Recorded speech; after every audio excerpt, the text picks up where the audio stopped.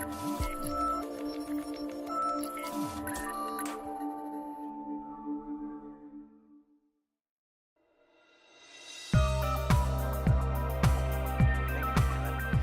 always tough to be the first one to talk after lunch. You know, I've got like a pocket full of peanuts here. I'm going to start pitching them when y'all start dozing off. But I appreciate being here today and visiting with you a little bit on facilities planning for an urban school district. I know we've got a lot of urban school districts in here. First, I guess the agenda, I'm going to tell you just a real little bit about Dallas ISD, our $1.6 billion bond program, and then the long-range facilities master plan that we're currently doing. Does everyone in the room, big districts, does everyone have a long-range master plan, or just show of hands? Quite a few. Well, Dallas ISD has never had one, so it's going to be interesting to see how it goes this year. So Dallas, we're the 14th largest public school district in terms of enrollment in the nation. Fifth largest city school district. A lot of the bigger school districts are counties. Ours is fifth largest city school district. 382 square miles, 239 campuses, 25 million square feet, 2,500 portable buildings, 157,000 kiddos, 20,000 employees, 5,000 of them reside within operations, and we're a $2 billion annual operation. So currently we have our bond issue that was passed in 2015, about $1.6 billion. It will cover over 180 projects. And then we've also got our Q-SCIBs that was done in August of 2013, $143 million. And then the district also did a bridge program, maintenance notes, and actually took money out of the general operating fund and then reimbursed it once the bond program was passed. So kind of a breakdown of where the money's at, land acquisitions, new schools additions. One thing interesting here that as soon as I saw it when I got to Dallas, $1.6 billion, but only $100 million for technology. And when I started asking questions, they were like, well, we didn't know what to do. We just threw $100 million in there. So there really wasn't any type of plan at all. And of course, the more questions I asked before I knew it, I was over technology. So I've quit asking questions. And new educational programs. We do a lot of things in Dallas. Early academies, early college academies, choice schools, because we really struggle, as all of you do, I'm sure, with the charter schools. 10 years ago in Dallas ISD, we had lost about 2,000 kids to charter schools. Today, we have lost 34,000 kids to charter schools. And, you know, if you look at the data, I mean, we do as well, if not better, academically than the charter schools. You know why they go to charter schools, at least in Texas? Anyone have an idea? Religious bent? Pardon me? Religious bent? No, not religious. It's basically the facilities. The facilities are brand new. They look great. And kids or parents, you know, they say, oh, look at that brand new school. It's got to be a great school. So, you know, we're under a lot of pressure to make our buildings look even better. So when we looked at construction, I've only been there about a year, so the bond program was already passed. And $1.6 billion, I talked a little bit this morning about $3 billion in deferred maintenance. And one thing they didn't take into account when they passed this bond program, they didn't look at the money on what could be done. And this particular slide here shows you cost per square foot of the buildings back in 2008, which was our last bond issue. And then 2013 was when they did the Parsons report, which was a needs assessment. They prepped for the 2015 bond program. And you can see how the cost per square foot escalated there.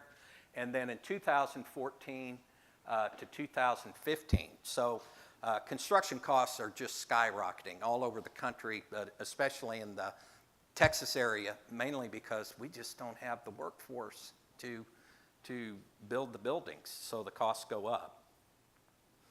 Opportunities, so the first thing I did, and I'm going to be quick so I can get to the long-range master plan. The first thing we looked at, we didn't have enough money, deferred maintenance, construction costs were out the roof. We also saw where our district in 2015, when they planned the bond program, they were projecting over 20,000 kiddos to be added over the next 5 years. It's not going to happen in Dallas, not the way we're going. We've been losing 1,000 kids a year, and this is the first year in 3 years where our enrollment has actually been stable. So we're excited to just keep the same number we had in the past. So again, we were looking for ways to save money, alternate project management approach, and just to give you an idea of what we dealt with in the bond program, how we started out behind the 8 ball. The initial bond planning, this shows you Carter High School, one of our projects, and almost a $21 million project that was identified in the bond program. But it didn't identify soft costs, architectural fees, or anything. I mean, literally, the construction budget was $21 million.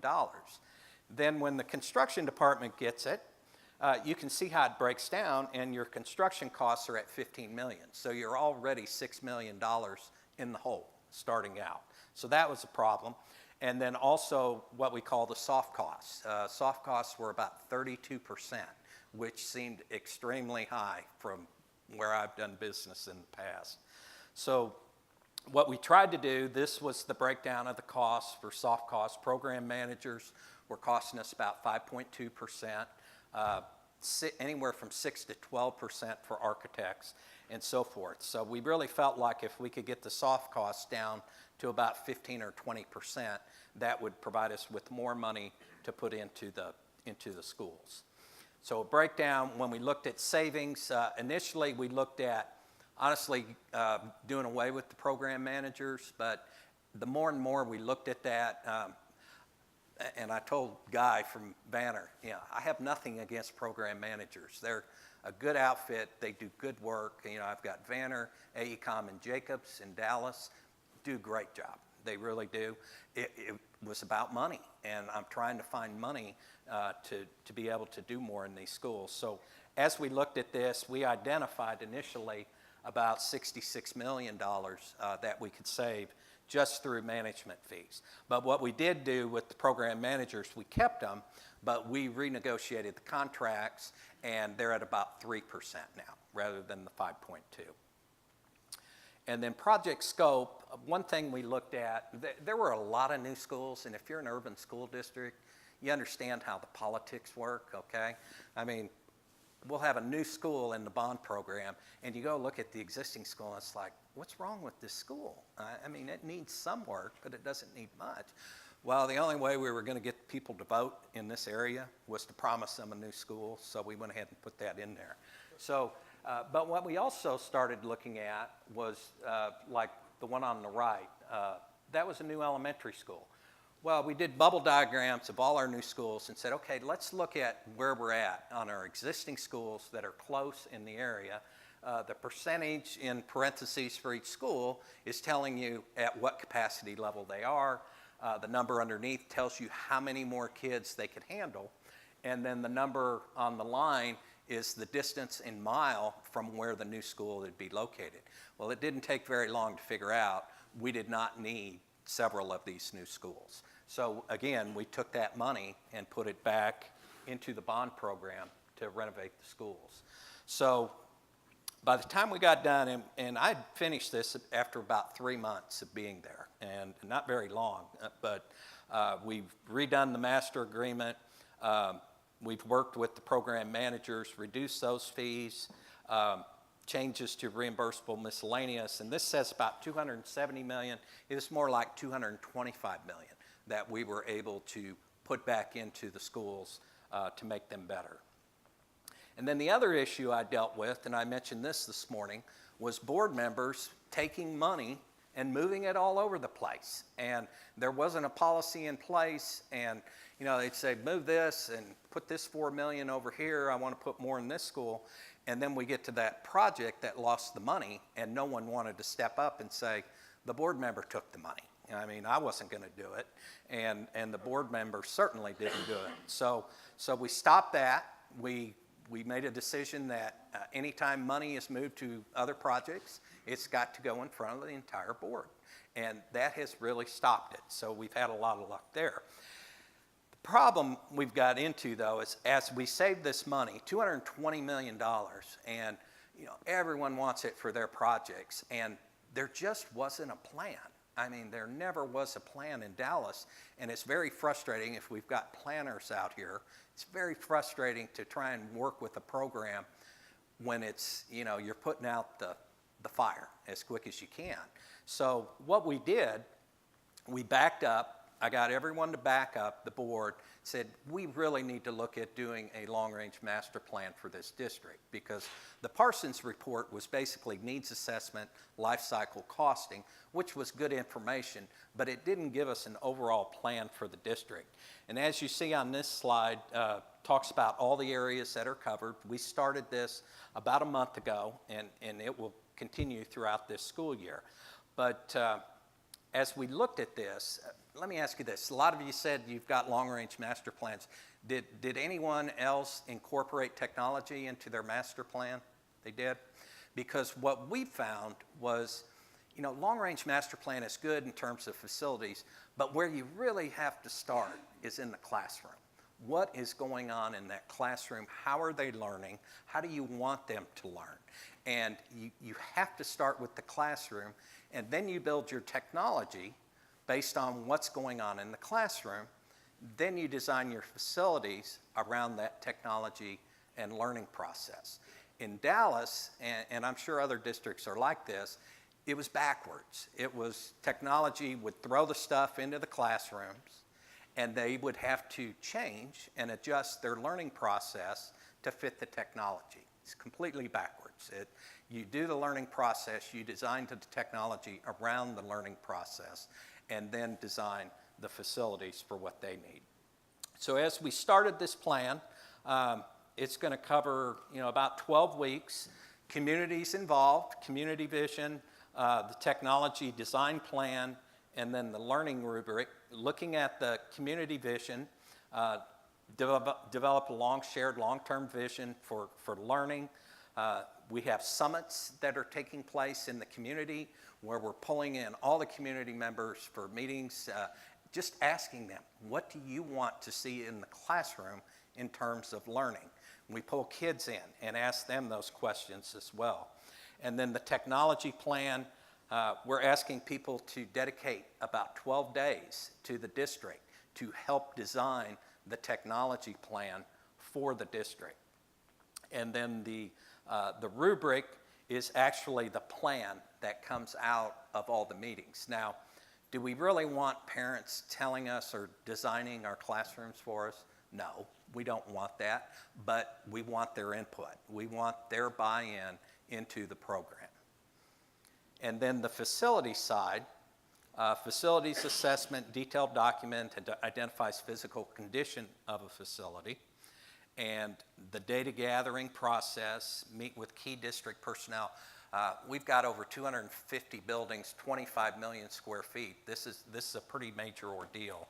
And we've hired an architectural firm, PBK is doing our long-range master plan, and they have contracted with Engage to Learn, who is the technology consultant on the project. Meeting with principals, questionnaires have gone out. It's a very in-depth, very detailed process. Walkthroughs of all the facilities, deficiencies, code issues, life cycle replacements, Texas Education Agency compliance, programmatic issues. All these things were not a part of the initial needs assessment that was done as part of the bond program. The data's entered, prioritized. One thing I want, and I've told the architects, you're going to tell us what we need in the buildings, but I want to make sure the buildings look good. I said, it's what people see. That's how they form their opinion. I often tell people, the grounds are so important. in a school district, and no one thinks much of that. But 75% of your community, of your taxpayers, they never go in your buildings. They never go. And a lot of the parents, the only time they go into a building, first day of school. They'll take their kids on the first day of school. They'll never go back in the building. So they form their perception of that building, the people in it, and the district by what they see when they drive down the street. So I'm not sure there isn't anything more critical than how you present your campus to the community. And then other reports that the architect will look at as part of this plan, preventative maintenance, educational specs, technical design guidelines. Give you another example in the district. We have technical design guidelines that were done 10 years ago. All right, and this is telling you, what kind of water fountains we want, what kind of chillers, what size is the classroom, things like that. In order to not do what's in the technical design guidelines, the architects have to file a waiver. It's like an act of God getting this through. And like right now, they'll file 50 to 60 waivers on a project. And it drags it out another 6 to 8 months. And the process, it's broken the way it is. So what we will do as a part of this is go through and completely review, revise our ed specs as well as our TDGs. And then capacity studies, we've been all over the place on how many kids can be in a building, and we had school leadership actually do a plan where they went through 25 kids in every classroom and said, okay, our capacity is X. Well, come on, realistically, you can't put 25 kids. I mean, physically you can, but programmatic purposes, you just can't do that. So they'll look at optimal and design capacities of our buildings. We meet with them every month. We have a steering committee, and board reports go to the board. We do quarterly reports to the board, and as I said, the board is tough. All they care about are the schools within their district. There are 9 districts, and they want their district done first, and so it's been a challenge. And campus master plans will be the result, indicating possible additions, possible renovation areas, and the facilities assessment findings. But as we look at these buildings, the appearance, and I told the architects, I don't want you to just tell me what's wrong with the building. I want the buildings to look good. So I want aesthetic improvements as a part of this plan, because it's very frustrating when you go into a building and you spend all this money and you see the technology cabling going down the hallway. I mean, just didn't think of it. So we want to be sure that the buildings are addressed from an aesthetic point of view as well. And then the community meetings gain comments and feedback on the proposed plan, which we will do as they finish it up. It'll be towards the end of the school year. And then the final document will be published, timelines. I'll have costs, and really what we're going to do, what my plan is with this long-range plan. We are working on phase 2 of a 5-phase bond program. I have a little over $1 billion left, and I've already had our board members say, let's just do another bond. We don't have enough money, let's just do another bond. Well, I've got the CFO sitting there saying, wait a minute, we still got $1 billion sitting here that we haven't even sold. So what we plan on doing with this is taking the plan and applying it to the remaining projects that are in phases 3, 4, and 5. And just rather than do 20 to 30% that was in the bond program, just go ahead and finish out the buildings. We'll get all of phase 3, we'll get a portion of phase 4, and then do another bond program. And that way we're only going into these buildings one time rather than 2 or 3 times. And then the master plan process, again, community engagement, learning framework, and so forth. But it's a very good plan, I think, and be happy if y'all are interested. If you do Twitter, do #Envision Dallas ISD, and you will see everything going on our long-range plan. So very exciting. The board is very excited about it, and I'm excited because I think we're finally going to get somewhere with fixing these facilities. So and I am right on time. So, Thank you, Scott. thank you.